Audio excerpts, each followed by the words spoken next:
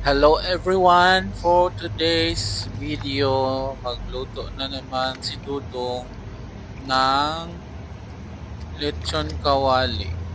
Kawali ba yun? Alam ko bagnet ang tawag dito sa Kapampangan.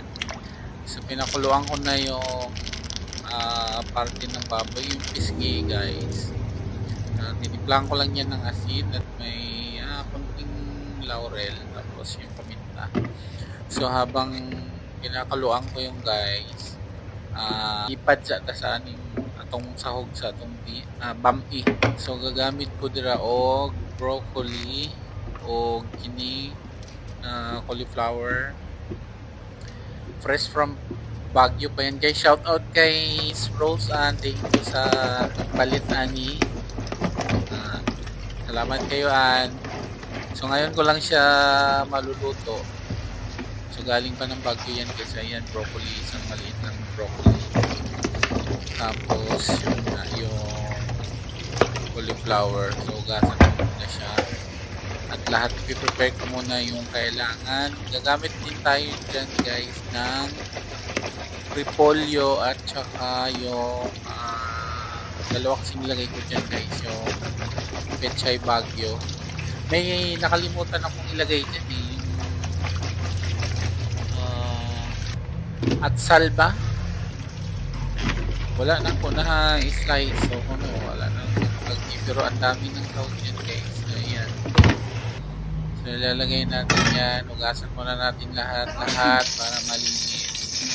So ang gagamitin kong sahog dyan guys, yung atay lang ng baboy tapos kunting pork. So i-ano muna natin ito, ipa-fry muna natin. Ayan. Pinaano ko muna yan, yung pinapa-crispy ko muna bago ko siya, yung medyo mag-brown lang siya at saka medyo lumabas na yung olive oil. Ayan, kumulo na yung ating gagawing lechon kawali. So habang nagpakulo tayo dyan, nag-igisa na muna tayo. So ayan, medyo brown na yung ating sahog para yung mantika lumabas na. Tinanggalan ko lang siya ng konting mantika mas medyo dumami siya. So ayan, lagay na natin ang bawang. Tabi lang muna yung mga sahog para nandyan pa rin siya. Ayan, so naglagay din ako ng sibuyas. Mix na natin yun guys para hanggang hindi na natin. So nilagay ko na yung atay ng baboy. Ayan. So kailangan haluin lang natin yan. Tapos pakuluan natin din ng matagal guys dahil para lumambot talaga sila. So naglagay na ako ng paminta. Siyempre ang ating magic nor cubes. So pork yung gamit natin dyan dahil pork yung ating sahog. At naglagay tayo ng toyo. Tapos nagyan ko rin yan ng oyster. So yun lang yung ating pampakulay sa ating lulutuing bami. Ayan. So gisa-gisahin mo muna yan guys habang medyo ma-absorb nyo yung mga nilagay natin. Tapos yun naglagay na ako ng tubig. So kumukulo na siya. So pinakulo ko talaga yun guys. Pang matagal yun para malambot na talaga. Syempre pinat na natin yung video mga sabihin kung ilagay yung natin. So ayan, mix yung ginawa natin dito guys. Nagamit tayo ng kanton tapos yung ating bihon. Ang tawag sa amin nito papi. Ewan ko lang dito sa Katagalugan. Ayan yung ating carrots na sinabi ko kanina. Meron din pala tayong sayote na nilagay guys. Grabe, ang nilagay ko rito guys, parang sahog siya guys na may kunting pansit at may kunting bihon. So puro sahog siya guys. So ayan, nilagay ko na yung ating broccoli. Tapos yung ating cauliflower. So i-mix lang natin yan hanggang sa medyo mag-ano na siya, mag-absorb na yung natitirang sabaw.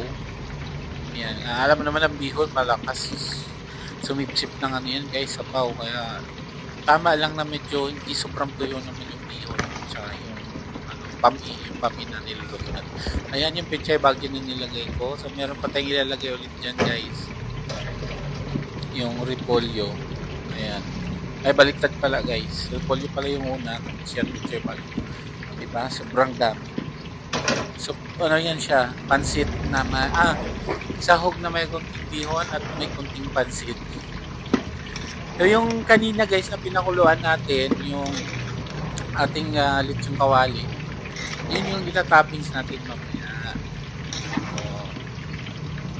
So, sarap yun guys. Ayan na. Okay.